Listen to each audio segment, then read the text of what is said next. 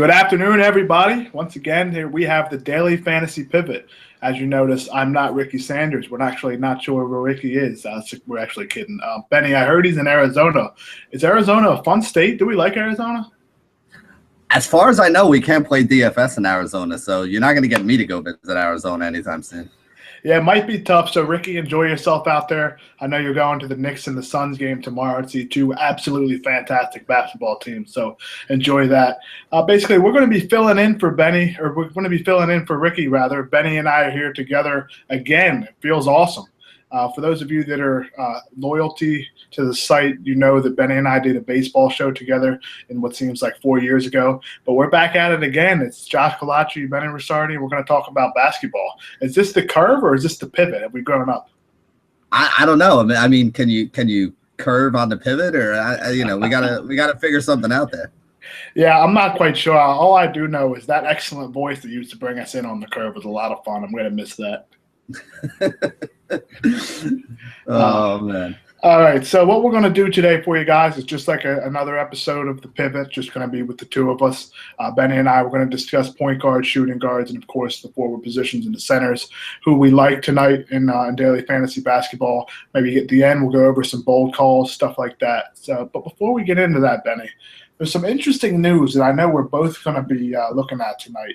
Michael Carter-Williams is out for the rest of this season, and that makes Jared Bayless a starting point guard. But is he actually the point guard, or is there somebody else we'll be looking to roster pretty much every night for a while? Yeah, I mean, we talked about this the other night. The way that things have been working out, usage-wise and fantasy points-wise, which is really what we care about. Bayless may be the point guard in name, but really Giannis is the one who's running the offense for them. And that's a good thing for us. I talked about it today in the NBA targets video, how Giannis has always been a guy that can get us 8 to 12 rebounds anyway. He had been scoring somewhere in like the mid-teens, 12, 15 real life points. Now he's up to scoring into about the low 20 range. He's still getting us those 8 to 10 rebounds, but he's also adding in over the last 7 games. He's averaged 8.5 assists. So if you're going to get basically triple-double kind of numbers out of him, he's got 3 triple-doubles in his last 7 games. 5 of those 7 games have been at least a double-double. Where he missed a triple-double, the one game by like 2 rebounds, the other game by like 2 assists. And then because he's so long, he also gets us the blocks and the steals, all the defensive stats that we want. So if we're getting all of that from one guy altogether, I mean, I know his price has come up, but I still think that he's a stud. The way he's been playing over the last week or two, he's a top 10 option overall, everybody included, whatever big names you want to throw in there in the daily fantasy world at this point. So I think you got to respect that from him. Yeah, absolutely. And it's one of the things that I always like to look at in daily fantasy basketball. When there are injuries, guys that step up, and it looks like Giannis is basically just going to be the point guard, as Benny just mentioned. You're going to get all the stats from pretty much every category. He's 6'11" now, so he's definitely going to add that rebounding as well. So you're looking at a guy that's going to have a ton of touches. He's definitely going to lead the Bucks in touches, going to lead them in assists. He's actually very near the top in terms of rebounding too. So that's definitely a guy you're going to be want to target for a long time, especially until his price rises. And honestly, at his current price or his current production, there's no reason to think he can't approach over 9,000 on FanDuel, and sometimes even 10,000 depending on the matchup. So that's basically what our thoughts are on Giannis. I know we're going to be talking about him later, as I have him circled for tonight, and I'm sure Benny does. But let's get right into point guards. Looking at tonight, there's a 7-game slate, and that includes Steph Curry, Chris Paul, Kemba Walker, and Rajon Rondo are the top 4 price guys. Benny, are any of these guys in your targets, or are you looking at somebody lower? I mean, I'm looking at Drew Holiday as the guy that hops right off the page to me as probably the chalk play of the night. You look at that New Orleans team, you got Eric Gordon, who's definitely out. Bryce Deshaun Jones was out already. Tyreek Evans was out already. So they're down to Norris Cole, Tony Douglas, and Drew Holiday as the only 3 guards that they even have left in the stable. Now, even Norris Cole, we don't have definitive information yet, but he's questionable right now because he's got some back spasms going on. If he doesn't play, now you're down to just Tony Douglas and Drew Holiday, so you're going to be expecting huge minutes out of him. We've been getting huge minutes out of Drew Holiday already anyway in the 30 to 35-minute range. I could see that ticking up to the 35 to 40-minute range. Plus, they play Sacramento tonight, so you really couldn't ask for a better matchup He's getting probably the best matchup that you have in the NBA right now for somebody to go up against. He's doing it on a team where he's got a whole bunch of injuries, so his minutes are going to be going up. I mean, all the things that we look for reasons why a guy can outperform the numbers that he usually puts up, they're all working for Jrue Holiday tonight. So, I mean, to me, he's the guy that stands out. I know he's probably going to be the biggest chalk. I know he's going to be the guy that everybody runs to. But I mean, the narrative kind of sells itself, so it's not hard to see why people are so high on Holiday today. It's not often that you see a guy that checks every single box. We talk about a lot the fact that a guy has to have big minutes, good matchup, a good role, and he's in a good position to succeed. And Holiday definitely has all of those things tonight. We talked about the fact that the Pelicans only have 3 guards with Norris Cole, with Tony Douglas, and with Jrue Holiday. That's if Norris Cole plays. Holiday is going to start at the 2, and as we all know, that's been paying attention to DBP for the whole season and how good matchups work out. Starting 2 guards against the Kings have been incredible. Now, Holiday isn't your normal 2 guard. He does handle the ball a lot. So you're looking at that as a positive or a negative? Because personally, I don't really think it's that much of a difference between the 2 and the 1 against Sacramento. Yeah, I really don't either, to be honest with you. I think that, one way or another, he's still going to be in a pretty good spot tonight. He's going to be taking a lot of shots. He's going to have the ball in his hand a lot. He's going to be creating. He's going to play a lot of minutes. Like I said, there are just so many things that are pointing to him having a good game here. It's going to be a fast-paced game. Should see a ton of scoring in this game. They don't have a deep bench, so he has to be on the floor out there. I mean, it all just points in the favor of Jrue Holiday having one of his bigger games of the season. And I think one of his bigger games of the season will give us 40 to 50 fantasy points and a really nice return on his salary. I think he's like 74 on FanDuel, 77 on DraftKings. Obviously the price is a little friendlier on FanDuel for us, but I think he's in play on both sides. Yeah, I agree. And at 7,400, I think he's one of the 2 point guards that a lot of people are going to have in cash games, myself included. And I'm sure, Benny, you're feeling the same way. But just 2 more numbers I have on Holiday. He has a 30 usage rate in the Pelicans' current situation with all those guys out, and an absurd 39 assist rate. Now, for those of you that follow those stats, that's an absurd amount. That you're talking about 2 of the highest numbers in the game, and you're getting him for a guy that's in a good matchup at just 7,400 on FanDuel, 7,700 on DraftKings. He's the chalk tonight. I don't think we can pound that enough. And if you don't want to use him in GPPs, that's fine. But I think in cash games, you're definitely going to have him. Benny, are there any other point guards you're pairing him with, or on DraftKings, is he the only point guard you're using? It depends. I've gone different ways on the roster construction. I think that Rajon Rondo is also in a good spot in this game. Again, same game that he's in, high score and high pace, both teams. New Orleans is not really good at defending the point guard position. So I do think that Rondo has some upside. I think he's another guy I'm looking at. And if Draymond Green doesn't play for Golden State tonight, I love Steph Curry. I'm not as high on him if Draymond does play, because I think that game is going to turn into a blowout if they're healthy and everybody's on the floor. I mean, they just lost to the Lakers. They got to be pissed off about that. So they're going to come out guns blazing tonight. If they have their whole team, I think they just absolutely wax the floor with them. But without Draymond, they're a lot weaker team. Now we're talking about maybe a combo of Maurice Spates and Andrew Bogut in there. Iguodala might not play. So, yeah, Barnes will still be there. But it's one of the things that has always made the Warriors so good is the depth that they have. And if you start digging into the bench to put some of those guys in the starting lineup, they're not as deep as they usually are. So I don't see them completely blowing everybody out today if Draymond doesn't play, in which case I would want to have some shares of Steph, because you're losing, the usage that Draymond has. You're losing his passing and, all the stuff that he does for you. Even though he doesn't score a lot of points, he's still intimately involved in that offense in a lot of other ways. And without him, they're going to be looking for other guys to, step up and put in the scoring.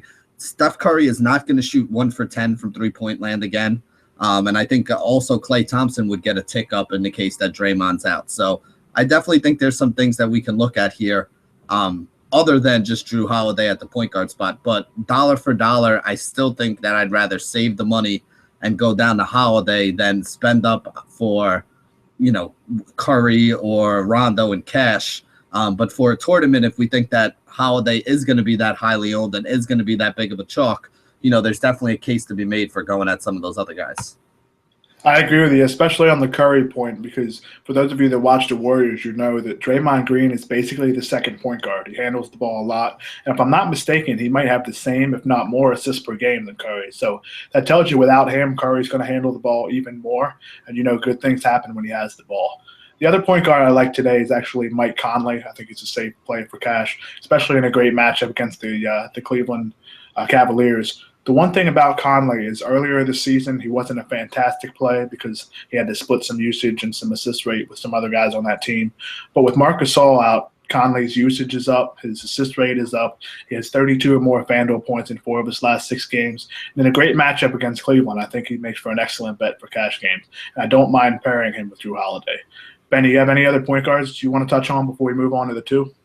Yeah, I like your Conley call. The only other guy that I'm really looking at here, if we do find out that Norris Cole is out, and maybe even if Norris Cole is in, at 3,200 on DraftKings, 3,500 on FanDuel, you got Tony Douglas sitting there. Now, we talked about the whole New Orleans situation already. They only have 3 guys that can even play the guard spot for them. You figure you're going to see, if Cole is active, 30, 35 minutes out of Cole, you're going to see probably 35, 40 minutes out of Drew Holiday. That still leaves you another 25 minutes or so that someone's going to be on the floor. So I could see 25 minutes out of Tony Douglas today at 3,200 or 3,500. He can get us 25 fantasy points and be a decent salary saver if you're trying to fit in like a DeMarcus Cousins and a Steph Curry or something like that, and you need the savings.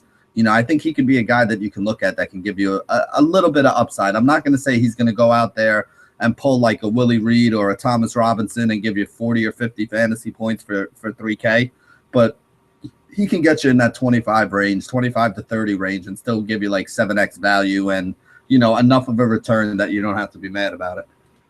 Yeah, actually, the funniest thing just happened. Whoa! Yeah, I know you just Did saw. you just see that, Mike Conley? We just mentioned him, and I looked up to my left. The Memphis Grizzlies tweeted an injury update that Conley and Chris Anderson are out. So for those of you guys that know those depth charts, welcome in some Mario Chalmers, right? Yeah, I think now Chalmers becomes almost a chalk salary saving option if he's going to be the starting point guard. Remember when he got some starts earlier in the year, he was putting up like 35, 40 fantasy points a game. So he is 4,500 on DraftKings. I don't know what his price is on FanDuel, but I imagine it's below 5K as well over there. So yeah, I think we gotta talk about Mario Chalmers being in play now. No? Yeah, I actually just used StatMuse, and for those of you not familiar, it's an excellent site. I talked about a video on RotoCurve on how to use it. I looked up Mario Chalmers' DraftKings points as a starter this season: 24.5, 32.3, 32.3, 48, and 26.5. All those are 6 times value at his current salary. Add in that excellent matchup against Kyrie Irving, and I think you're looking at the guy to pair with Drew Holiday in your FanDuel lineups, and probably the guy to put in your guard slot in your DraftKings lineups for cash game. Would you agree? Yeah, the only thing I'm worried about now is that game was already one that wasn't supposed to be close. And now you're basically taking, arguably the best player off of the Memphis Grizzlies right now. So I can't imagine that that's going to make that game any closer than, the blowout that we already expected it might be. I think the good thing, though, is I think Chalmers is still going to see court time one way or another. I still think we're going to get 30 minutes out of him because, again, they just don't have a lot of other guys. They traded away Courtney Lee. They traded away Jeff Green. Gasol got hurt. That rotation doesn't have as much depth as it used to. Do you think that any of the other fringe options now are more exciting? What do we got? Lance Stevenson over there has been playing decently lately. I hate using Matt Barnes, but even maybe a Matt Barnes. I know these guys aren't point guards. We'll get to them when we talk about some of the other positions. But what do you think about some of those guys? I think the only guy, like you mentioned, because of the fact that game could be a blowout, I think the only guy I'm really going to be targeting heavily would be Chalmers just because of that price. But you asked about that game potentially being a blowout. I actually got a question about another line from Jeff Letty on Twitter at MNGopher21. I wanted to thank you for the question. And he asked, Any insight on what's going on with the Sacramento New Orleans line? I just went and looked at it, Benny. That game started favoring New Orleans by 1. It's gone the other way, and now Sacramento is favored by 1.5, and that over/under went down 5 points. So it's a lot of money coming over on the other side. How do you approach games like that where the line's changing like that? Does it change anything for you? And what if? I mean, to me, that's not really a huge move to go from +1 one way to +1 the other way. I mean, we both thought that game was pretty much a toss-up anyway. So I'm not going to get too crazy about it unless I see somebody out. I mean, I don't see any news yet that would tell me that somebody who we thought was going to be in is going to be out. That's really going to change anything there. I mean, I guess the only news we really got on that game today is that Rudy Gay is definitely in. But other than that, I haven't really seen anything. So I'm not going to get too crazy about it. I actually thought Sacramento should have been favored in that game to start with anyway. So to me, that's not a big move. Now, if you tell me it went from Pelicans by 1 to Sacramento +8, that's something I'd be like, all right, we got to figure out what's going on here. But, you know, a 1.5 point move in either direction, you know, again, in a game that's basically a pick 'em, you know, I'm not going to get too crazy about it. Yeah, and it's just the second time that's actually happened on here. As soon as we started talking about something changed. It just moved up another 0.5 point. Not too much of a big deal. It's now Sacramento favored by 2, and the over/under is 218.5. So I still think it's a game to heavily target. It's a very high over/under. Should be a close game, despite that line movement in favor of Sacramento. So Jeff, once again, thank you for the question. Pretty much wraps up our point guards. It was very interesting. We had news happen. Of course, Mike Conley is out. If you guys are just joining, that makes Mario Chalmers a nice play. But moving on to the 2 guard, Benny, is there anybody you're building your lineups around, or are you just going to kind of pick and choose a few guys to fill out the position as needed? I think Nick Batum is pretty cheap today. I kind of like the upside that you get from him. He's like 6,500 on FanDuel, if I'm not mistaken, 6,800 on DraftKings. So again, a little bit of a better price on FanDuel for you. You know, a little bit easier for him to reach value.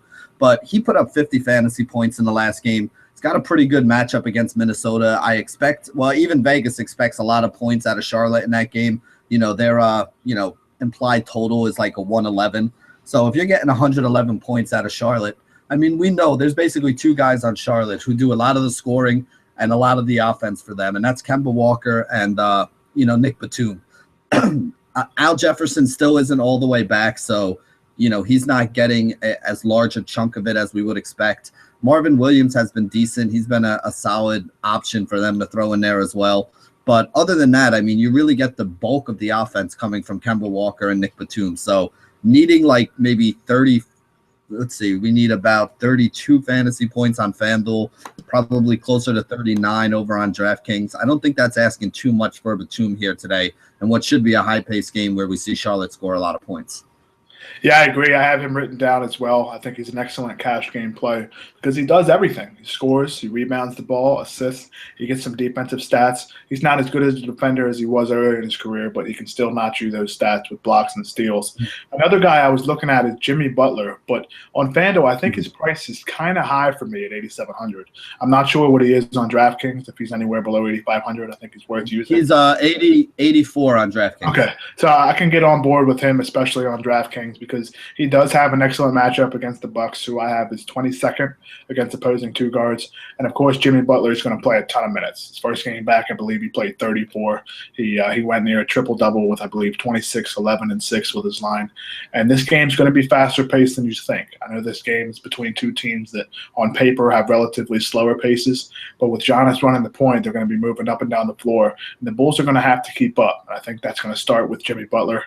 I know we mentioned how his price is a little bit high, but for tonight's slate, I think this is going to be necessarily a very high scoring affair, unless guys like Drew Holiday and Mario Chalmers have excellent games. So I think rostering a guy like Butler, especially on DraftKings, as the guy that's likely to have the highest score at his position, it's worth using in cash games.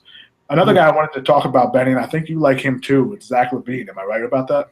Yeah, that's actually the next guy I have written down on my list as well. He's been playing a lot more minutes ever since the Kevin Martin situation where they got rid of Kevin Martin. They're basically running like a 3-man rotation at the 2 and 3 over there in Minnesota. You have him and Wiggins are the starters, and then Shabazz Muhammad comes in. And when Muhammad comes in, he usually plays the small forward role, either with LaVine, or if LaVine's off the floor, they'll move Wiggins to the 2 and Muhammad will play the 3. So all three of those guys are getting a lot of minutes. We're seeing about 30-plus minutes out of Levine here, and the price is pretty reasonable. I think he is 55 over on FanDuel. He's 6,000 over on DraftKings, which is a little more expensive. It's kind of to the high end of the range where I don't think there's a lot of upside using him at 6K. But I do think he's safe for 28 to 35 fantasy points in that range. Which, again, over on FanDuel, if you're getting 32, 33 fantasy points out of him for 5,500, that's a 6x return and has you on pace for, 360 points, which, I mean, let's face it, on FanDuel over the last week, you're going to need at least that or more to, have a chance to really take home some decent money in the tournament. Yeah, I have him written down as well, and I think he's the guy I'm pairing with Batum on FanDuel. And you said it, his price is just $5,500 on FanDuel, which is definitely too cheap for a guy like that. If you guys have been on RotoCurve recently, we have a new tool up that we put together called the Minutes tool. And basically it shows you the movers based on how many minutes guys have played in the last 10 games, last 5 games. Levine is number 1 on that tool, and for good reason. He's played 36 or more minutes in 5 straight games.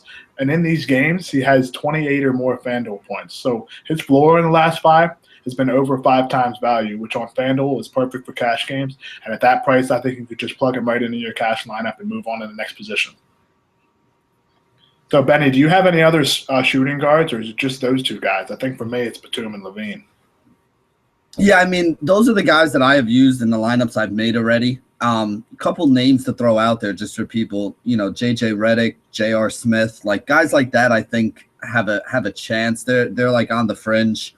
Not really using some of the more expensive options. Guys like Middleton is probably going to see some Jimmy Butler defense. I usually don't mess with that too much. Klay Thompson is getting a little more interesting if Draymond's out. So he might be a guy who I think could be a contrarian pick for a tournament.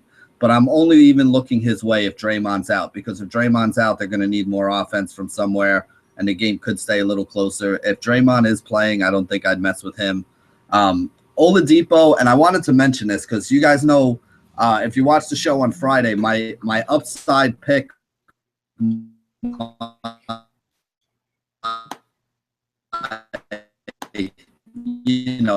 bold call was that Elf Payton was a lock for 7x.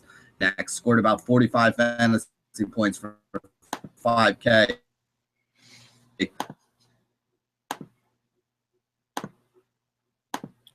Sorry about that. Looks like we're having some technical difficulties. We'll try to get Benny back in here as soon as possible. What Benny was discussing was actually his show on Friday. His bold call was about the Magic doing well, and he definitely nailed that. And I think what he was going to move on and say about Oladipo is if Oladipo does play tonight, that may downgrade Elfrid Payton a little bit. But the thing with Oladipo is he's going to handle the ball a lot as well. So considering the fact that Oladipo will handle the ball a lot in a high-scoring game, he makes for an interesting GPP option. So as we wait for Benny to get back in, let's move on to small forward. I think the guy that both of us like a lot, and I know he's the guy that I'm going to be starting on, especially now with Jared Bayless out, we touched on earlier, is Giannis Antetokounmpo, I believe is how you pronounce his name. We tried doing that 2 weeks ago and failed, but I think we pronounced his name right this time. Tonight against the Bulls, the matchup really doesn't get much better. I don't think he's going to draw that the defense from Jimmy Butler. He's going to see either a guy like Doug McDermott off the bench or Mike Dunleavy starting. And that's just going to make for an excellent play for the Greek Freak. Now, when you're looking at the Bucks, they don't necessarily have a guy that plays point guard that handles the ball a lot. Jared Bayless is going to play 30 or more minutes, but he's not the guy that brings the ball up and down the floor. We talked about that with Giannis, and I think that's one of the big things. Benny, looks like you're back. You back? Yeah, sorry about that. I'm there talking, and then I saw your face freeze up, and I'm like, I don't think I'm still connected here. Yeah, all good. We moved on to shooting or small forward, talking about Giannis, but going back to Oladipo and the Magic, you want to touch on that? Yeah, basically what I was just saying is whenever all three of those guys are healthy, I usually think all three of them kind of lose out a little bit on a couple minutes. We wind up seeing each one of them play a decent amount of time, but nobody really playing a huge amount of minutes. So with all three of them in play, I don't think any of them are in play, basically. That's, kind of the way that I look at it.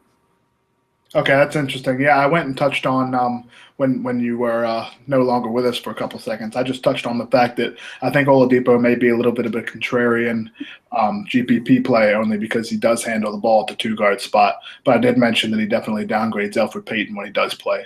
So yeah, I touched on Giannis. Do you want to add anything more? I think he's basically the play of the night for us. Yeah, I mean, here's the way to look at it. I mean, I said at the beginning of the show, like this guy, the way he's been playing now is a top 10 player in the NBA. Well, look at all the other kind of top 10 players in the NBA and the price that you got to pay for him.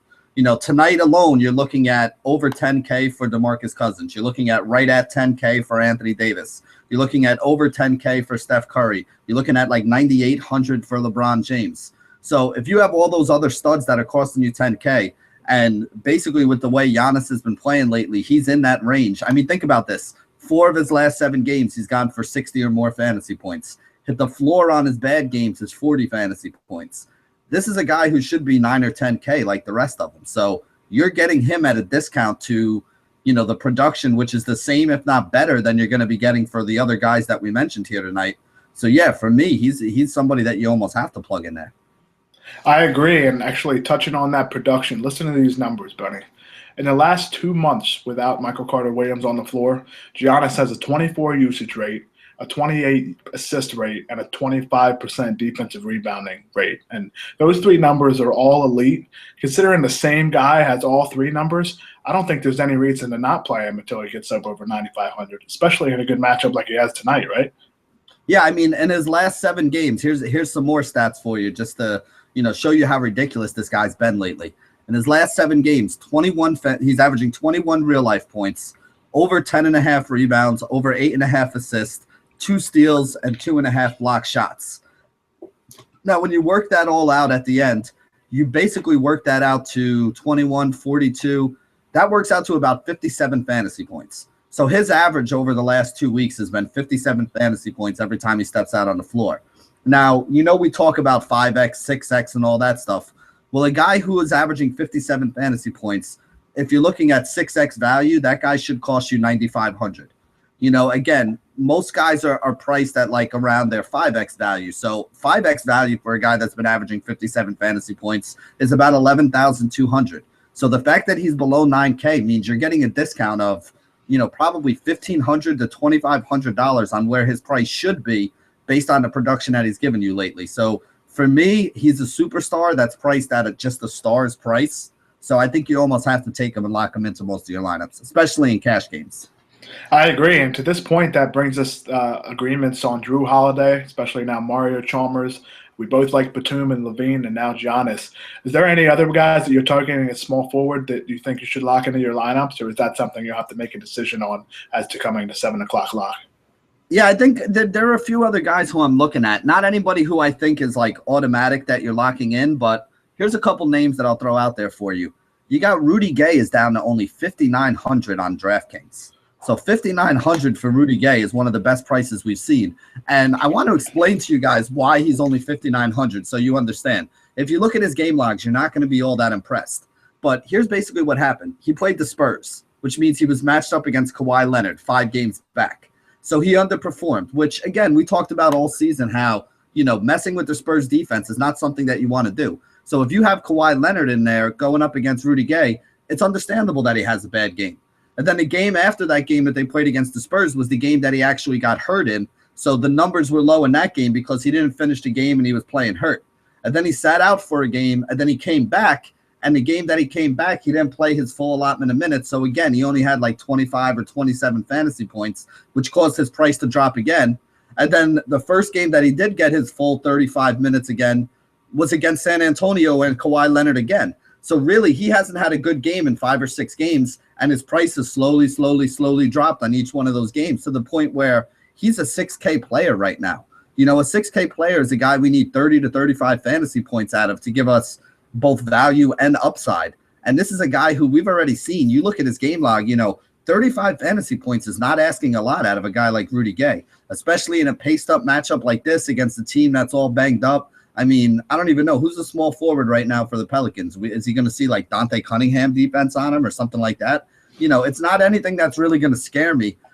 So I think that, at only 5,900 on DraftKings, 6,600 on FanDuel, You only really need about 32 points out of Rudy Gay tonight, and I think you can get 32 fantasy points out of Rudy Gay. So he's somebody that I'm looking at as my, second small forward on FanDuel. I obviously love Giannis, so I'm not going to play him over Giannis, but if you're looking for a swerve off of him, or if you're looking for a second guy to fill out that, forward spot, that just F spot down there at the bottom on DraftKings, I think Rudy Gay is one of those guys you can look at. I also wanted to get your opinion on something else. If Iguodala's out tonight, Harrison Barnes is only 4,500. Again, I'm going to like him more if there's no Draymond, which seems like a broken record. I'm saying this about everybody on Golden State. But that's the thing. If you take out Draymond Green, you're going to be putting in, probably, like a Maurice Spates or something like that. So I think it's going to tick up all the other guys who usually do some scoring for them. So I think it ticks up Curry. I think it ticks up Clay. And I think in this situation, it's even going to tick up Harrison Barnes, especially if there's no Iguodala, because that Barnes is going to get the starters minutes that he usually gets. Without Iguodala in there, he's also going to be on the floor a little more. And then if there's no Draymond, they're also going to have a higher usage rate for him. So again, like we were talking about with Drew Holiday, you want to look for guys that are in high-scoring games that have multiple things going in their favor that can help them get to the upside. And at 4,500 on DraftKings, I think that, we're getting Harrison Barnes for a pretty cheap price here today. Yeah, it's an interesting point, and I agree with you exactly on Barnes because, like you said, if Draymond's out, he's going to get some time at the floor when they try to run the ball a little bit. Of course, the death lineup, I think is what it's called, has Draymond at center. But if he's out, look for Bogut to play a lot more minutes. They'll probably go a bit slower, and what that means that Harrison Barnes will play a lot of 3, if not 4 as well, if they bring guys off the bench that can shoot a little bit. So he's an interesting pick. He's cheap on pretty much every site, and I'm going to take a look at that because if Draymond's out, I think he's out. I'm really going to target Harrison Barnes, that's for sure. Now, one other guy I wanted to touch on at small forward was Chandler Parsons against the Clippers. Parsons has done very well against the Clippers in his career. We're looking at the last 2 games. He has a 1.1 and a 1.4 FanDuel points per minute. And I like to look at that because it tells you how successful a guy has been in the time that he was on the floor. Considering his current minutes and usage, which are up over 30 in terms of minutes, and his usage is over 27, I think you're going to see another plus 1 point fantasy point per minute guy again, Parsons. He's going to be lesser owned because I think a lot of people are going to be on some other options like Barnes, who we just discussed, and of course Giannis. So I think a guy like Parsons is an excellent play in tournaments. Ben, you have any thoughts on him? I think I'd rather save the $1,000 and come down to Rudy Gay, but I definitely hear where you're coming from. That's a pretty good game that I feel like I don't have a lot of exposure to. That Clippers and Dallas game is expected to have a 210, 215 total, I think. It's supposed to be close. It's only like a 3 or 4 point spread. And honestly, I don't have a lot of exposure to it in my lineup, but it is something that I have been worried about all day, is trying to figure it out. My biggest problem with Parsons is sometimes it turns into a Dirk Nowitzki game where the rest of these guys just kind of stand around and watch Dirk play. When teams double team Dirk is usually when you see Parsons have a big game, because he'll get the ball in that corner and hit some corner jump shots. And the thing that I like about him is most of these guys who are, corner jump shooters literally just stand in the corner and shoot jump shots. If you kick it out to Parsons and guys come flying out at him, he can put it on the floor and go to the hole and finish. He can put it on the floor and go to the hole and, feed other guys on his team and get shots for his teammates. So, I do like him. My only problem is 6,800. He's getting to the point where there's not much upside on DraftKings, at least. I'm not sure what his price is on FanDuel. But at DraftKings, you need about 40 points out of him to give you 6x, a little over 40 points to give you 6x. And I don't see him as a guy that can get me 50 fantasy points and give me upside for a tournament there. I like him a little more for cash games, I think, because I do think he's safe for 30 to 40 fantasy points, which will give you enough that it won't hurt you in that situation. But again, if you're filling in Giannis at your small forward role, you probably only have the other forward role left. And I don't know if paying up almost $7K for Parsons is how I'm going to do it on DraftKings today. Yeah, Parsons for me is definitely just a cash game option. I'm glad you touched on that. The only other small forward I like is, of course, LeBron James. But with this news that Conley's out, I think that brings up a great question, which a RotoCurve user, Seth Steinauer, actually asked. He said, do you guys think the Cavs respond to the Grizzlies by resting someone? And if so, could that be LeBron a small forward? I don't know if they'll rest him, rest him in the, Greg Popovich, San Antonio Spurs give you the night off thing. But I mean, like I said, without Connolly, I think this game has a bigger chance of becoming a blowout. And it was already, I think, the second biggest spread on the day. So I haven't looked yet. I don't know how much it's moved since we got that Connolly news, but you got to think that it's going to start moving even more in Cleveland's favor. And I think that this is a situation where, he'll still play just like he always does in the first half. But in the second half, if they're up kind of big or if they have a decent lead, and remember, LeBron usually lets the game come to him. So he's not usually a guy that goes out there and puts up 30, fantasy points in the first quarter. He's actually usually the guy who puts up 10 or 12 and kind of lets the game come to him, get his teammates involved. And then in the second, third, and fourth quarter, if they need him to take over, that's usually when he says, all right, this is my time to shine. You guys had your chance. So if they get in a game where they're up big and he didn't have a huge start to it, I don't feel comfortable recommending LeBron to get 60 fantasy points and pay off his value in a game that very likely could turn into a blowout. So to answer Seth's question, I don't think they flat out rest him and say take the night off, but I also don't think that they're going to play him 40 minutes tonight. I think you're going to see probably closer to, I think they would like to play him 25 to 30 minutes. You're probably going to wind up somewhere around like 28 to 32 at the most. Yeah, I agree with you. That's exactly what I would have said as well, and that's the one reason why I don't think I can target him anymore, especially since you do have some other options you can look at. And to answer your question, Benny, that game has moved 3 points in favor of Cleveland already, and that news just came out. So that's a 13-point spread right now, over under just over 100 or 200. So that's not necessarily a game you want to be targeting on the Cavs side of it, but I do think Mario Chalmers plays a lot of minutes. Do you have any other small forwards, or can we just move on to the 4? I mean, I guess Jeff Green is worth mentioning, but I don't really love him. I like him more than I like Wes Johnson, though, as far as LA Clippers small forward wing players go. But, I mean, to be perfectly honest with you, he's like a very distant 5th or 6th option on my list of guys that I'm looking at tonight. Yeah, I'm with you. I think it's just the 3 or 4 that we talked about. It's all going to start with Giannis, and I think I do like Harrison Barnes if those guys are out. And if not, I'm probably going to go with Parsons as my second guy. So moving on to the 4, I know there are a lot of options tonight at the top. Of course, Anthony Davis is there and Draymond Green, who's questionable. But we don't need to talk about either one of those guys, I don't think, because they have excellent matchups or excellent upside because of the players that they are. So I'm going to talk about some guys that are in the middle tier and maybe a cheaper guy. The first power forward that I like tonight is a guy that's playing against his hometown team, I believe, the Chicago Bulls, and that's Jabari Parker. If you look at Jabari Parker's price on FanDuel, I don't get it. It's $6,000, Benny. It's $6,000. I just don't understand how his hasn't come up that much. But that's not necessarily a bad thing. That means that we can plug him into our cash lineups, and he's definitely a guy I'm going to be looking at. The Bulls do struggle against bigs. Now, I know he's a little bit of a smaller big, if that makes sense. But he's played he's played 35 or more minutes, I believe, in 8 straight games. His last 7 games, these are his FanDuel point outputs. You ready? 46, 34, 32, a couple games in the mid-20s. He had a 30-point game and then a 45-point game. This guy's just been unbelievable. So for 6K and a good matchup, I can't not pick him. Do you want him tonight as well? Yeah, I mean, you hit the nail right in the head, especially on FanDuel at only 6K. I don't know why the algorithm hates him and they won't raise his price, but you look at Milwaukee, there's basically 3 guys that are playing big minutes for them. You're getting big minutes out of Middleton at the 2, you're getting big minutes out of Giannis at the 3, and you're getting big minutes out of Parker at the 4. And then they're kind of rotating a whole bunch of guys in there with those 3. So if those guys are going to keep playing 35 to 40 minutes a game, we've seen him already putting up 30 to 50 fantasy points. If you're getting a 30-point floor at a Parker at 6K, that's 5X.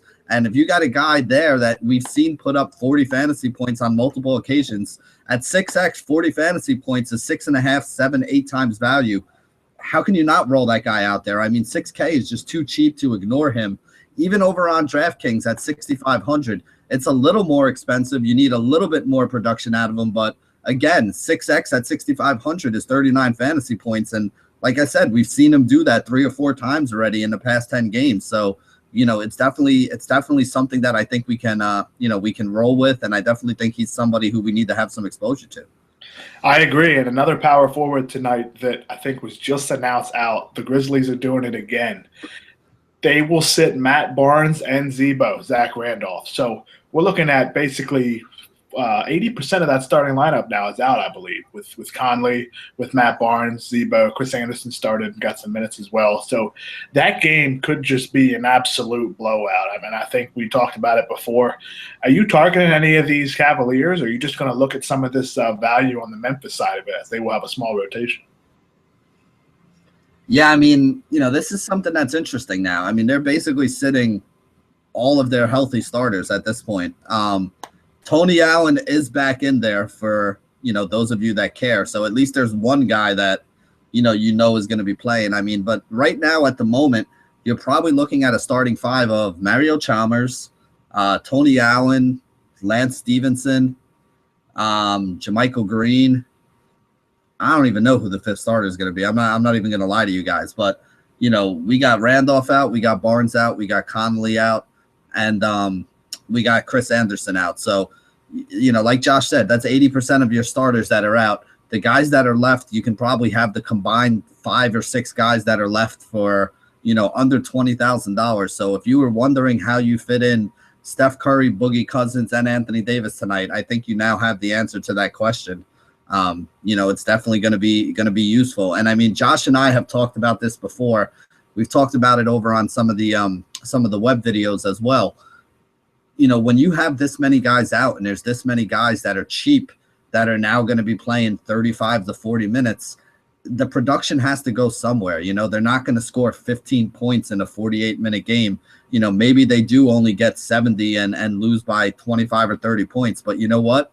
70 points with a bunch of guys that are $3,000 and $4,000, they can all still make value if they get to 65 or 75 points overall. So I mean, I think there's got to be a whole bunch of guys in this game that we got to start looking at and kind of considering. I think what this really does is it kind of opens up the roster construction today to be more stars and scrubby, because you can get some of these $3,000 and $4,000 guys that can give you 30 and 40. I'm not going to say 40-point upside, but I mean, just remember on Saturday, if you played on Saturday at 6:15, not a single person had Thomas Robinson or Willie Reed in their lineups, or even Derek Williams. By 6:59, or I should say by 7:01, if you wanted to win the tournament, if you didn't have Thomas Robinson and you didn't have Willie Reed in your lineup, you didn't get into the top 5% of any of these big tournaments over there, because both of those guys were 70-80% owned. They were absolute stone cold $3,000 min price. And again, if they're going to be playing 30 to 35 minutes, Thomas Robinson and Willie Reed are not great NBA basketball players, but they put up like 45 and 35 fantasy points in those games because there was nobody to sub in for them. They had a short rotation, a short bench, and they each got to see 32 to 38 minutes in that game. So, you got to start taking a look and seeing. We're going to have to wait till Memphis announces their starters. But, guys like maybe a Jermichael Green, guys like a Lance Stevenson, definitely love Chalmers even more now that you're taking all these other options out of the lineup. These guys are all viable plays now that you got to take a look at and, try to weave in there with your Giannis's and your, Steph Curry's or Drew Holiday's or whoever else you want to pay up for today. Yeah, I agree with you, Benny. And I know we've talked off air a lot about this. Is the Grizzlies only have 8 guys active for tonight. And one of those guys is Ryan Hollins, who isn't that great of a player. They have another guy, Vince Carter, who's getting up there in age. With just 8 players active, you think this is definitely a team to stack in tournaments to be able to get those top-tier studs? I don't know if you have to stack them, but like I said, you're going to have a whole bunch of guys that are really, really cheap, and the production has to go somewhere. Cleveland is not going to make every shot. They're going to miss a few. That means there are going to be some rebounds that go to somebody on Memphis. Somebody on Memphis is going to throw a pass to somebody else who makes a shot. There's going to be some assists. Somebody's going to throw a bad pass, and somebody's going to get a steal. Remember, if you have a guy at 3K, if you can get, people talk about 6X, but if it's a minimum 3K guy, I want to get at least 25 points out of him, which sounds like a lot because I'm like, wow, Benny's asking for 9X out of this guy. But is 25 points really that much for a guy that's playing 35 minutes? If you get 12 real-life points, 6 rebounds, 3 assists, and a block and a steal, right there you're talking about, let's see, talking 7.5. You're right there, you're talking 26 fantasy points. So 12 points, 6 rebounds, 3 assists, a steal, and a block is going to get you 7, 8 times value. So I don't think that that's asking too much. If Lance Stevenson goes out and scores 20 points and has 5 rebounds, 5 assists, 2 steals, and 2 blocks, he's going to get you 35 fantasy points for under 4K. So, there's definitely going to be some guys in this game that go 7 or 8X just because there's only 8 guys on the floor. So the production has to go somewhere. So, like I said, we're going to have to wait. I don't see a Memphis starting lineup out there yet, but you got to think that Chalmers is going to definitely be the guy that a lot of people are going to look for. He's going to be asked to do some scoring.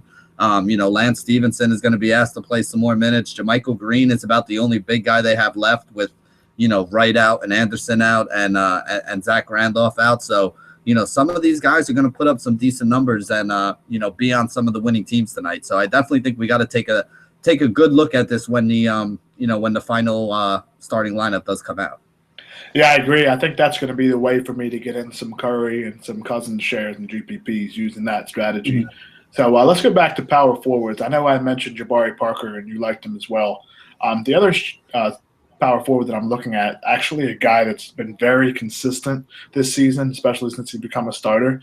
But now I'm not sure I can pay for him because of all this value we're seeing in Memphis. That guy was Aaron Gordon, had a fast-paced game against Golden State. Benny, do you like him still, or do you think with all this value, somebody you could be coming off of?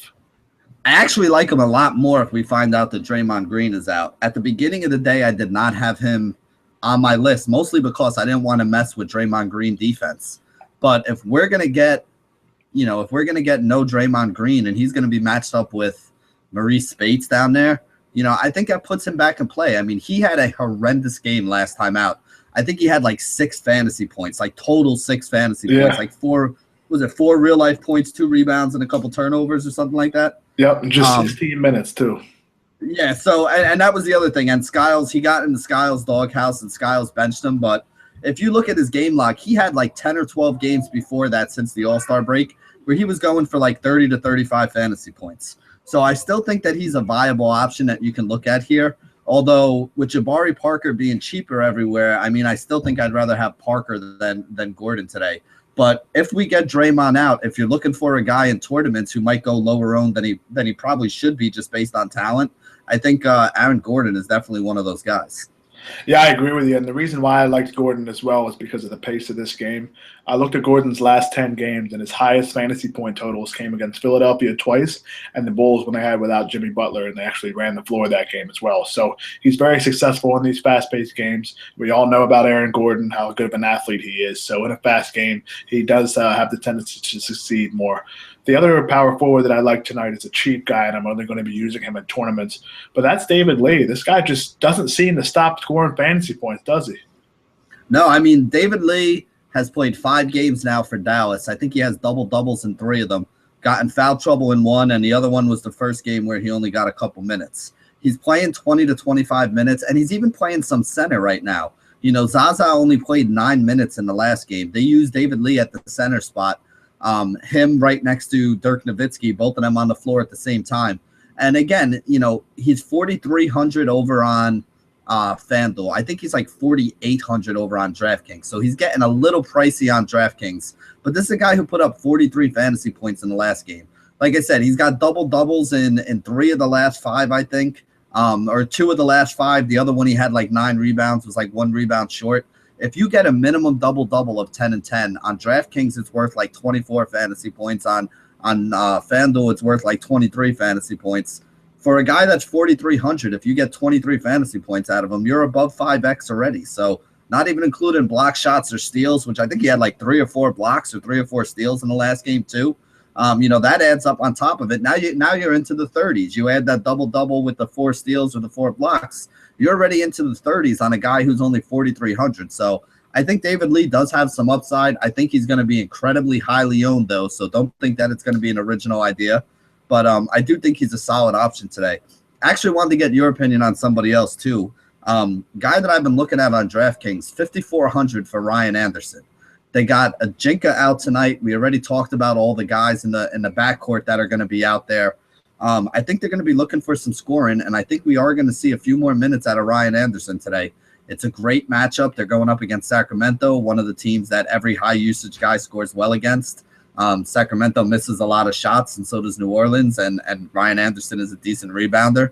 So between the three-pointers and the rebounds and the added shots and the fact that he's only 5,400, how you feel about Ryan Anderson tonight? Can you get behind him at all?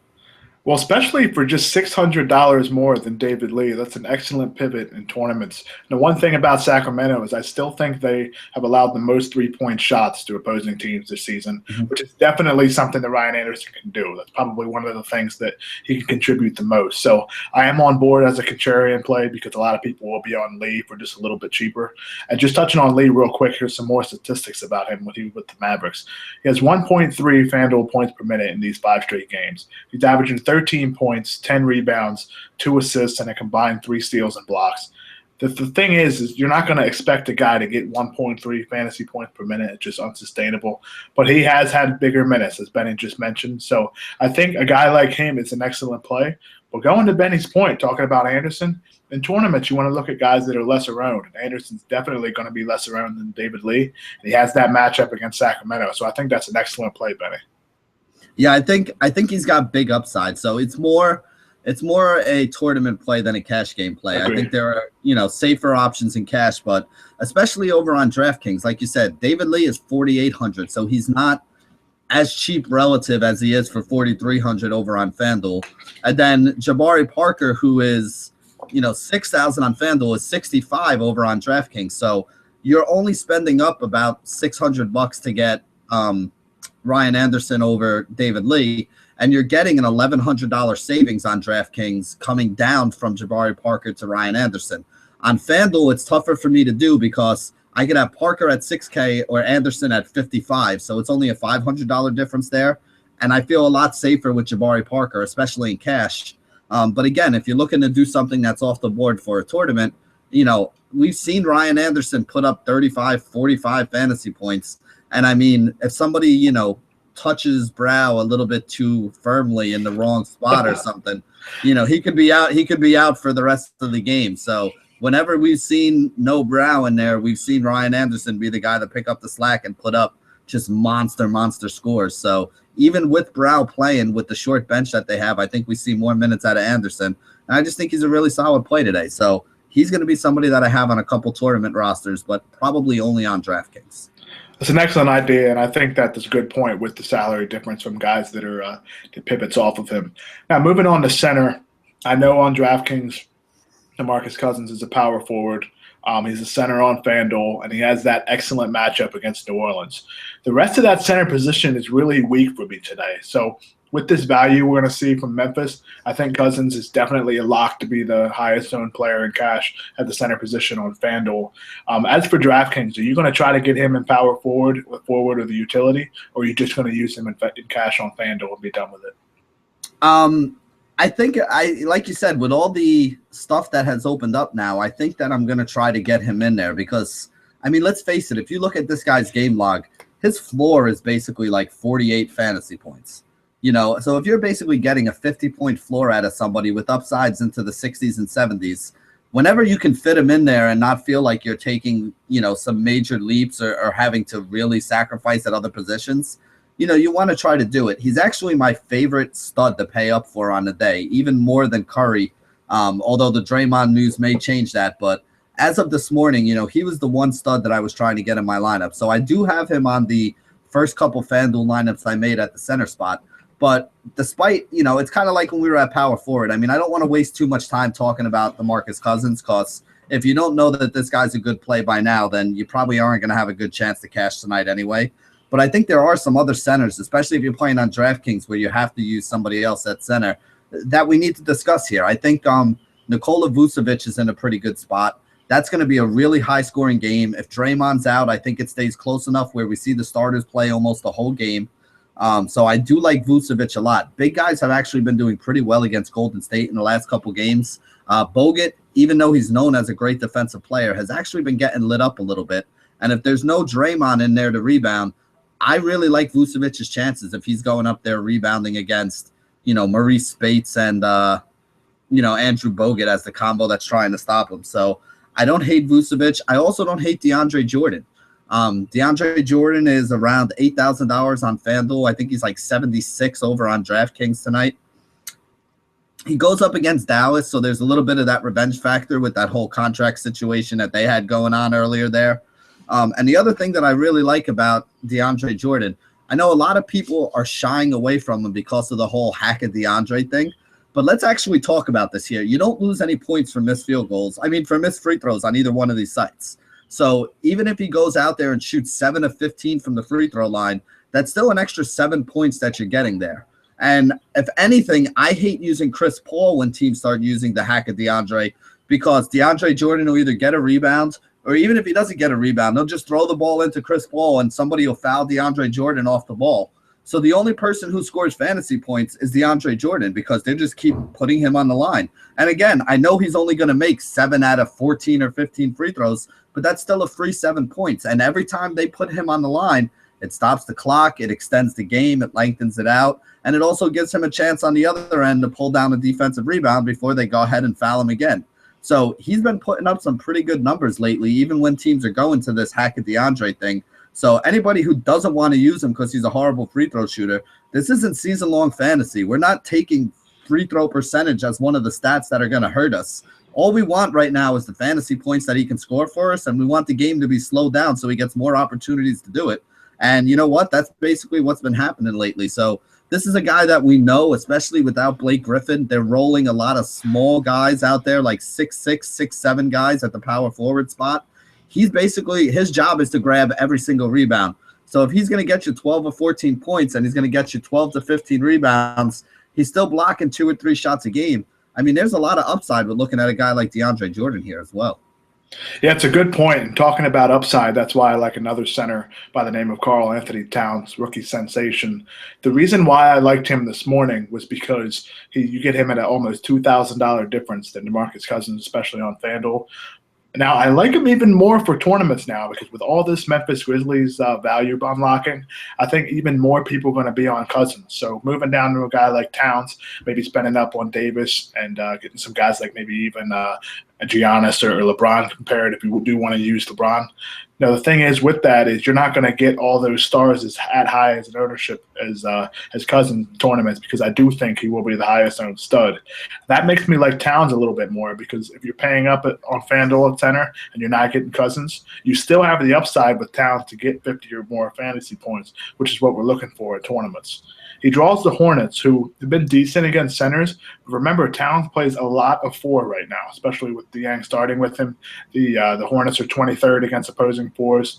And Towns has a game away from the basket as well. And that's one thing I wanted to target against the Hornets, because they do play a lot of defense with their small bigs underneath the basket, trying to prevent those points in the paint.